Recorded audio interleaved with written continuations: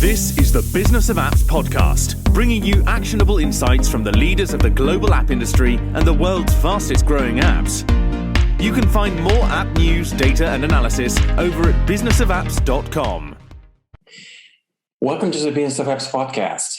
On this show, we invite app industry professionals to cover various topics. We promise to do our best to keep it both insightful but brief. In this episode, we have Jason Smith, VP of Sales UK and Europe at MoEngage. Jason, welcome to the Business of Apps podcast. Thank you. Thank you all. Pleased to be here. Great. Thank you for coming. Alrighty. There's one good, very well-established principle in marketing. Know your customers. Whatever your app needs to market, your first priority needs to be to get to know people you will be marketing your app to. It is how you will be able to find places online where to approach them, what ad creatives to use, and what tone of your ad should be to speak their language. You need to answer the following question for yourself. What do your customers want? Well, this is the question at the basis of the MoEngage, the leading consumer engagement platform, recent research. Built on the survey data gathered from 1,000 folks from UK, Canada, US, and Germany. But there's things first. Tell us about yourself, Jason. How did you get into this crazy world of mobile? Well, I was involved in IT, so I actually started off as a software engineer, but I realized very quickly that people were better in developing than I was. So I was more interested in the application, the business application. So I've been in the IT world since the world of mainframe, and then through client server, and then through to mobile. So it's obviously a natural progression from perspective. So I'm, a closet geek at heart. Love technology, and being very much pioneering the sort of kind of digital first, mobile first businesses for the last several years. Oh, that's great. When you say mainframe, I can only think of my dad, who used to be a technician on big mainframes. He was part of the team who was taking care of this big, humongous computers that were occupying the whole rooms. My memories from those days were really funny. Just running around, hearing the fans of those huge monsters. Yeah, in the days when the server was the size of a whole room, and so interesting world how we progressed. Yeah, now you're kind of carrying the same thing in your pocket, more or less. Exactly that. Yeah, exactly that. Okay, so what does MoEngage do? Please draw a quick kind of a thumbnail sketch of what your company does. Okay, so MoEngage class ourselves as a bit of a pioneer in the space. So the broad category is customer engagement platforms. And we are a sort of kind of new era of customer engagement platforms where we put really the customer at core of our platform. So we're insights led. So we use those kind of insights around the customer to engage them across multiple different channels and strategies. So where, the ability to communicate with a customer or to be able to execute where the customer's presence, whether it be on site, on a website or on a mobile app or via an email or WhatsApp channel or one of the offline channels. So it's really a sort of kind of an insights-led customer engagement platform. And what we really want to do is our mantra is to be able to communicate with the customer in the channel they're present, because we all have preferences, which channel we prefer to integrate and engage with brands with the right content that's relevant to them based on their other purchase behavior, browse behavior, and everything else as well. And also at the right time, understanding when to surface those promotions and offers or that engagement sort of strategy for the best time for that particular person. So that's our sort of kind of an insights-led engagement platform that puts the customer-centric view at core of what we do. Got it. So hence the name MoEngage. Exactly that. Yeah, it says it in the title. All right. Okay, now let's get to the major topic on the table of my conversation with you today, which is your report. So did something surprise you in the research data, something that made you pause once you start crunching numbers together, and something that was unexpected for you? Yeah, I mean, I think they're really sort of fundamental worlds. And hey, like I said, I came from a software engineering world, and I've worked with companies like Google and Facebook. When it comes down to privacy and sort of stuff, and and data, that sometimes they've always been questionable on how they're using things. But what was really interesting in this particular research is how tuned in consumers are when it comes to their data and how it's best used for personalization. And the expectation is that still 50% of customers or consumers that were surveyed still expect their messages to be personalized based on their interest or behavior history. So, one element we talk about this sort of public outcry about being tracked and everything else as well, but there's still 50% of people still have expect that as an outcome. Or as a business process. So that was actually quite surprising. The expectation is definitely there. So it's even more complicated than we thought. It's not only people are not happy to be tracked, but at the same time, they still want the personalization. Totally. Kind of Absolutely. conundrum, how we can actually pull off, two things living next to each other. So let's get to kind of a quick, to highlighting the major numbers from the report. So obviously the report is full of data, but some data points are more important than others. So what would you like brands to keep in mind, work on their marketing strategy this year? What are the key numbers? Well, I think there's a whole host of things here. So, I mean, I think when we look at it, when brands are trying to really build customer lifetime value, I think that's a key thing. A lot of brands look at sort of engagement as a purely acquisition phase. People realize that it's sometimes cheaper and easier to retain customers than just to acquire customers. And we all know that, but very few brands actually do it. So it's really sort of kind of looking at these different things and looking at sort of kind of how hugely important for brands to help build their customer lifetime value, and looking at the whole kind of mobile shopping aspect of it, where especially the millennials and sort of stuff, they have a certain level of expectation, around personalization, about speed, about being served their relevant content quickly. So, and email is necessarily sometimes not a channel for some demographics, so it's looking at that whole kind of omni-channel to understand how to retain that customer by communicating with them customer at the right time. So like 21% of consumers from North America and Europe, for example, adopted mobile for shopping. That's a key element back to what we talked about earlier from the mainframe days, where it was kind of unheard of. But the brands need to look at that omni-channel strategies, to be in place that are more important than ever. We can't communicate with certain customers not just on email if they don't open emails. We have to drive that engagement through mobile or digital, and also flip it on the other side if they are very email centric. So it's fully embracing that omni-channel strategies, and that's something we have to definitely improve as a business. Moving away from channel-centric to customer-centric approaches.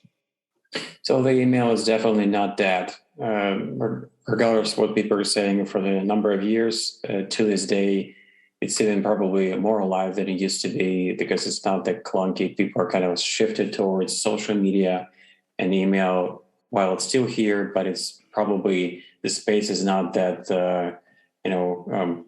crunched with number of different companies trying to go through this channel, and to just make sure that email is part of your the mix of the channels you're using, right? Yeah, absolutely. Yeah, every company wants to do it, move from a channel centric to a customer centric, but I would probably say only about 5 to 10% of companies actually achieve it. So a lot of companies are on that journey, and I think it's really important to have that consistent journey for customers at the end to have that omni-channel capability. All right. So for the sake of the audience, the whole report will be available through the link in the show notes reports. So in the show notes for this episode, where people will be able to, get their copy of the report and digest every piece of that. We're just covering the, kind of a meta picture of what's going on in that data. Now, certainly every brand wants to keep their customers happy. Who wouldn't want? But behind any brand aren't androids, at least yet, to the best of my knowledge, but human beings who are fallible. They do mistakes. So let's talk about what frustrates customers. Where does the experience of using brand products fall apart?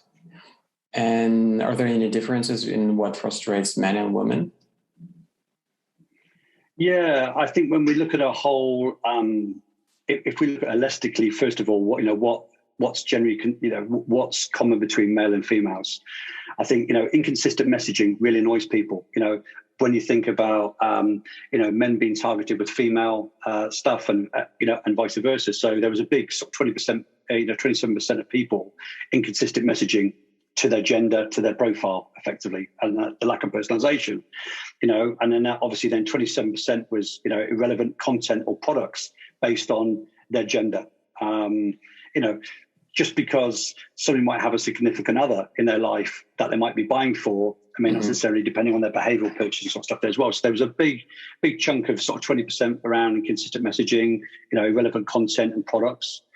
When we look at sort of kind of female consumers, for example, between, and one of the portions was 35 to 45, they get overwhelmed by brands by too many or too few messages. Individuals are people, and people have their own individual preferences to a certain extent. And for the business to understand, what's too many and what's not enough from a customer-centric perspective is really important. So, we had a bit of a sort of kind of mixed match between some people feeling overwhelmed by the amount of messaging and sort of stuff there as well. We work with brands that send like 3-4 a day in some cases, and we work wide because they think that's what people want to do, but it doesn't work. One of the other demographics was around sort of kind of group of 25 to 34 who feel, and for those that feel 44 feel sort of kind of irrelevant content and product recommendations frustrate them in most. So it's about, it's getting that, finding that fine balance in data. It's but with irrelevant content, too many messaging, not enough messaging.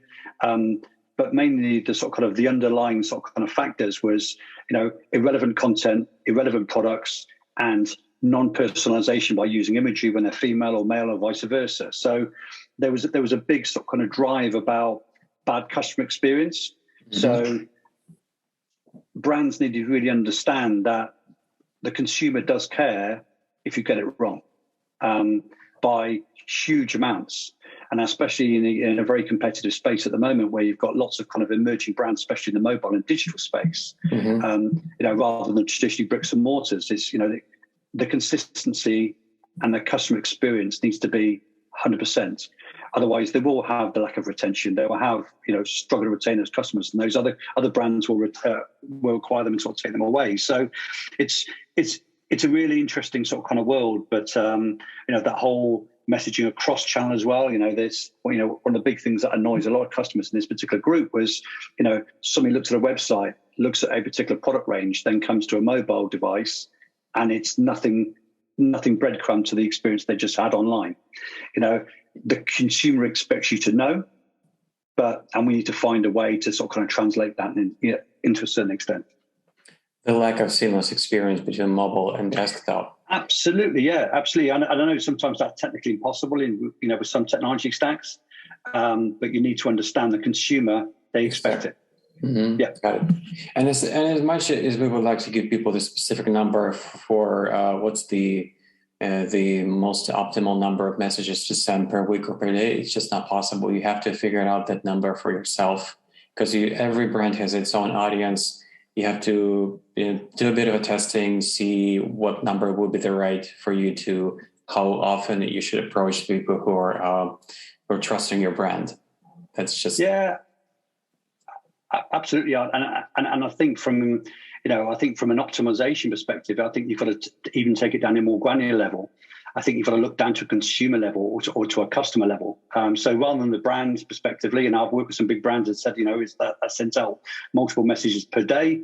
To some of that audience, that might be too much. To others, it might be not enough. Mm-hmm. So pulling some sort of kind of insights-led or intelligence-led, as I said, that's one of the things we pioneer with MoEngage is to look at from a consumer level and say, okay, well, this particular consumer, we've sent 6 emails and they've only engaged with 2. So they might have a low volume engagement rate, whereas, the person might open everything we send to them.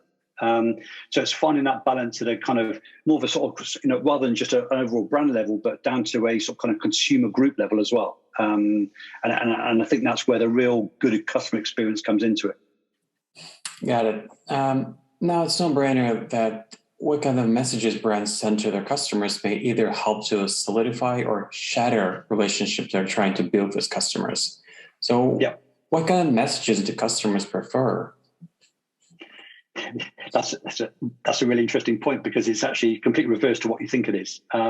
So, 60%, for example, expect to be recognized by their name. So as I said, that's a basic there. 26%, which is probably the highest percentage out of these ones as well, based on previous purchase history. So, as we kicked off, there's a level of expectation to know. You should know that what I bought from you before, and select certain things or messaging around what I've previously purchased, because you should know because I bought it from you. So 20%, that was the highest rate. So that whole dragging that through. I think we can all agree there's nothing as frustrating as buying a product at full price, then getting a message a month later at a 50% discount. There's one surefire way to annoy a customer. So, if we can build into that sort of kind of personalization to exclude them from that, because we know they bought it, they're not going to buy in the second one at half price generally. We need to exclude that out. So 21% around based on interests, 11% based on location, where you are, if that's particularly relevant, 14% based on my preferences of what I'm actually looking for. Again, this all feeds into a very sort of kind of heavyweight sort of kind of personalization. And 12% based on products I engage with. So products I've browsed with, looked at before, of what my typical interest cluster is. But, as I said, I think, when we look at the most established there, it's, previous purchase history, 26%, and based on my interest, 21%. So they're the two highest categories there as well. And then, below that is, expecting to know my name's Jason or Art to a certain extent, So it's, very much get the purchase history right, get the interest right. Everything else is secondary after that. Got it. So it's, if you think about it, it all makes sense. How do you know that you care about me as a customer if you have no idea that I've purchased from you something just yesterday or a month ago? There's no connection between me and you as an entity. You don't care about me. This is what you're saying when you're not capable to track the purchase history of any specific individual. Okay. Now try to recall your experience of interaction with any brand. And I bet in each case, you would recall value-added service you were provided with or offered after you made a purchase. So looking at the data from your report, what is the most popular value-added service right now? The biggest trend we're seeing at the moment, I said, is convenience. Brands need to work towards kind of simplifying their communication to their customers. As I said before, right channel, right time, right message. It's important. We, especially with a sort of kind of competition now between brands, as I said earlier, it's most important you get it right. You've acquired that customer, you spent a lot of effort and time. First purchase, let's convert these people to loyal customers from customer purchase to, customer love to a certain extent.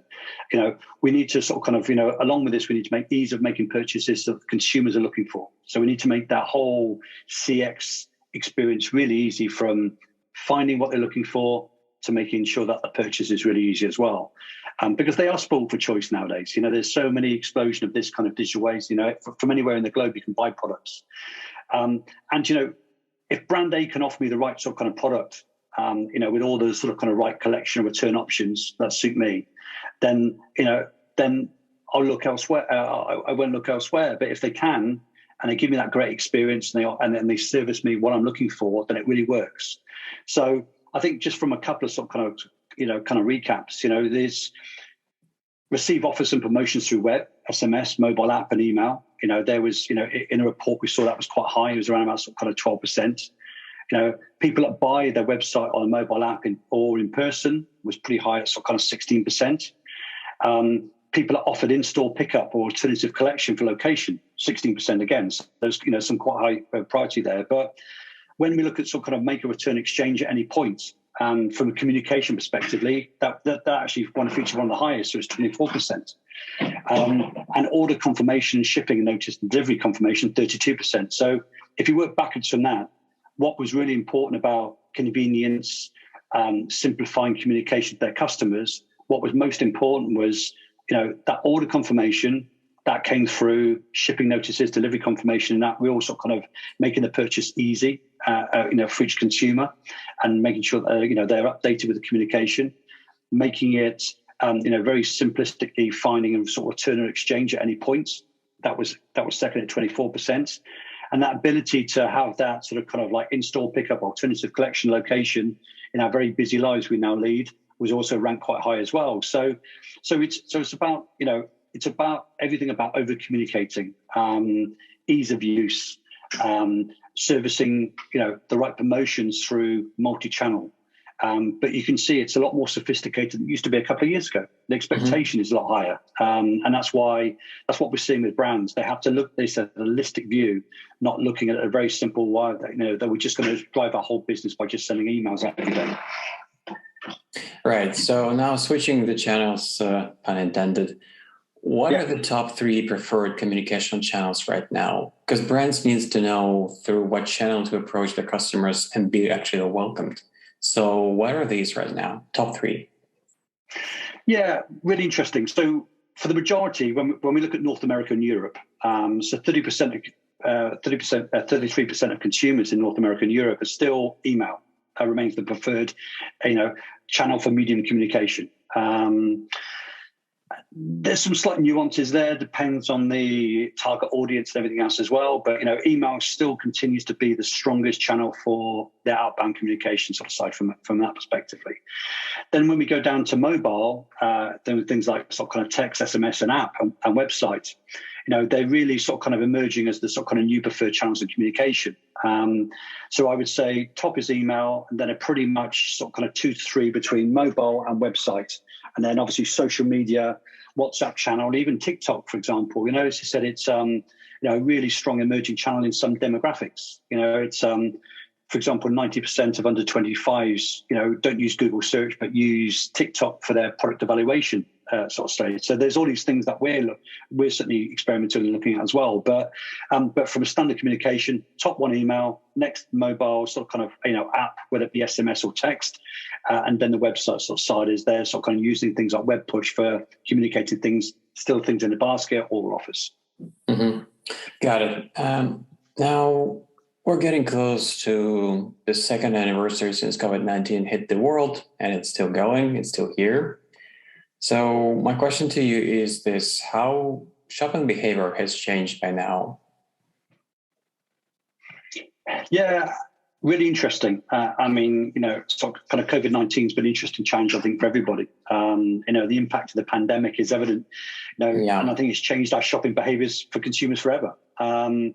What we pulled from the report certainly is 35% of North Americans and Europeans are now buying more online in person, while 70% of consumers have done business with a new brand. Now that's really interesting because, and then when we sort of kind of analyze that by certain other demographics, it's, whereas, people over the age of 55 traditionally bought their lipstick from, a particular brand department store, and now due to COVID, we're now forced to buy that online. So there's been a whole change in behavior prospectively, but that's quite a significant increase. And we're also noticing that's also continuing now, sort of kind of, certainly in the UK, the shops are back open again.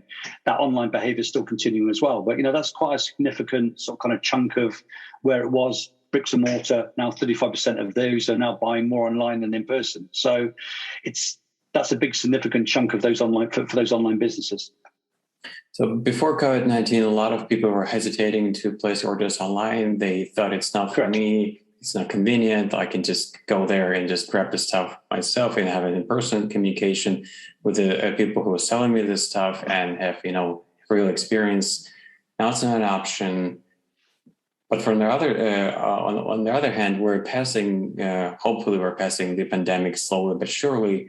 But it's not. But this is not to say that we're reversing back to the situation pre-COVID. Certain percentage of people will continue preferring online because they just figure it out. It's actually more convenient. They didn't know that it's going to be easier, right? Yeah, exactly. And I mean, I use a term called forced acquisition because they were forced to acquire from other means, sort of due to COVID, because, the bricks and mortar store that they went to was now closed. That forced acquisition, and I think that then feeds into the earlier points we're discussing. They've acquired that customer for whatever reason, due to COVID, for, bricks and mortar stores closed, etc. But it's very much important now to engage that customer, to retain that customer, to drive that customer to loyalty, now that the shops are open. So we're still not noting a complete change of behavior back to what it was, but it's even more important now to retain that customer by better communication through the sort of kind of digital channels and the current channels they're using. All right, now comes the final question, which is this. What new channels have customers adopted to communicate with brands? Anything has popped up? Yeah, I know. If we look at North America and sort of kind of Europe, so it's, 21% now have adopted for mobile app and email as the new digital communication channels. So a combination of both. And that's really interesting. While kind of SMS and push notifications are still emerging, but as new digital communication channels. Mm-hmm. Mobile app and email definitely adopted, 21% of it, but with new ones around sort of kind of push notifications. As I said, the evolution into sort of social channels as well. So it's how people are using Facebook messaging, WhatsApp certainly is certainly across Europe. That's a really sort of kind of fast growth channel. The majority of brands still not quite sure how to use it effectively, apart from transactional perspective. But there's been a massive shake-up in certainly the amount of channels now that are open to consumers, and I think that will continue to evolve. But certainly the mobile digital communication channels are very much here, and they're very much here to stay. The app industry is vast. To navigate this space, you need a directory to look up suppliers and partners, and you need to know who are the best. Visit our marketplace directory at businessofapps.com/marketplace/podcast. And now, back to the show. All right, great. We're actually done with the topic we wanted to discuss today, but here comes the funny part of the show where I get a chance to ask a few quick questions to every guest on the show and give my audience a better picture of who are these people. All right, this is a rapid fire quick questions. Here comes the first one. What smartphone do you have now? Have you been switching between iOS and Android, or staying one line all the time? iOS have been for many years. Wouldn't even know how to go back to Android. Great. Do you remember your first mobile phone? I do. I was having this conversation yesterday with somebody. It was I'm 51, so my first mobile phone was in sort of kind of 1988, which was the first Panasonic handheld phone that we had. And I remember I had to travel 3 hours to a phone shop to buy it. So yeah, so it was a Panasonic P1, I think it was called. Was it heavy? It was, yeah. It was the first non-battery charger mobile phone. And when I used to receive phone calls on it, people used to look at me and think it was strange. Now look at where we are today. Oh, yeah. We've gone a long way. Imagine you've left your smartphone at home right now for whatever reason. What would be the most missing feature for you when you're out? So I wouldn't say it's a feature. I would just say the constant buzzing in my pocket.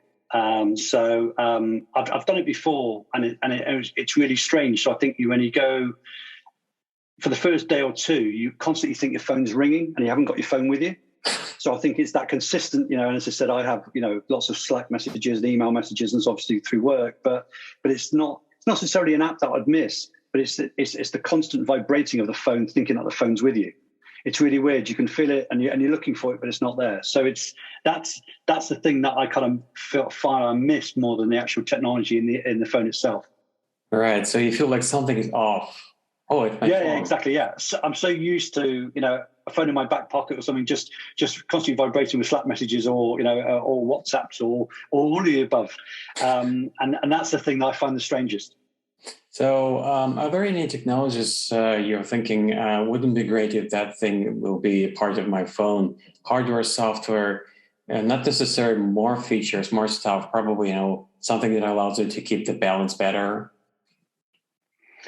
Yeah, I'm not a big social person when it comes to there are various different brands out there, but beginning with F and ends in B. I guess I worked with them for many years, but I feel I'm a bit of a sort of kind of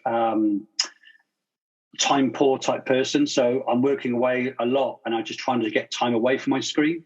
So social media, for example, is something I really control, not because for any other reason apart from I try to do things that aren't looking at the screen all the time, and in my own time I try and do something that do everything not avoid looking at the screen. So that's the only bit. I just don't get drawn into this kind of social media aspect of it. Got it. All right. Before I let you go, the very, very final question: how could people get in touch with you and learn more about what you do? Sure. Yeah, my email address is jason@MoEngage.com. Feel free to reach out. We'd be happy to sort of talk to you about a bit more about what MoEngage does. As I said, we can also send you a link to download the report. I'm sure it'll be shared with this as well. But if you're interested in just what we're doing in the marketplace, what we're pushing into, we're also going to be at the Mobile World Congress as well in a couple of weeks. So if you'd like to meet up, drop me an email. We're happy to meet up for a coffee or drink around the event. To understand a bit more what you're doing and see, and certainly see if we can help. Oh, terrific. Back to in-person meetings. That's awesome. Yeah, life's back to normal. Absolutely. Oh, yeah, great. Thank you, Jason. Thank you for coming on our show and spending your time with us. Thanks. My pleasure. Thank you, Art. And that was Jason Smith, VP of Sales UK and Europe at MoEngage. To listen to more episodes, subscribe to our podcast on iTunes, Spotify, Stitcher, Google Podcasts. Just search for Business of Apps and you will find us easily. We release episodes on Mondays, so subscribe and you'll be able to get new episodes on your smartphone, tablet, or computer as soon as we release them. And please don't forget to leave us a review and comment on iTunes. Believe me, it is highly appreciated. And all episodes will also be available on businessofapps.com. Thank you for listening. See you next week. Thank you for listening to the Business of Apps podcast. For more, head on over to businessofapps.com.